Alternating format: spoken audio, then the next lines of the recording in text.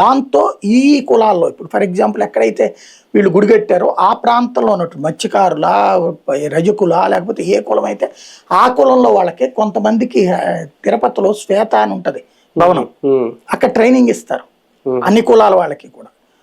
పూజలు ఎలా చేయాలి, అభిషేకాలు ఎట్లా చేయాలి, అలంకారాలు ఎలా చేయాలి అన్నది.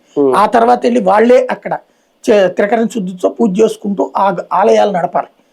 ఇది ఫార్ములా. ఇది అంతా సిద్ధంగా ఉంది, అంతా నడుస్తోంది, అవి పెరుగుతున్నాయి.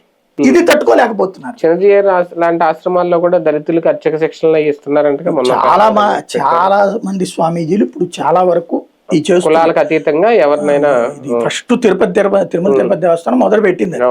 దాంట్లో అన్ని కులాలకి గిరిజన పూజారులను చూశాను నేనే స్టోరీలు చేసాను మత్స్యకారులకు సంబంధించి. ఇట్లా ఇప్పుడు అది ఇంకా బాగా పెరుగుతోంది అనమాట. మొత్తానికి రఘురామకృష్ణరాజు గారు పట్టుదలతో అయితే సాధించారు అనుకోవాలి దీన్ని ఖచ్చితంగా. రైట్, ఇది క్రెడిట్ అయితే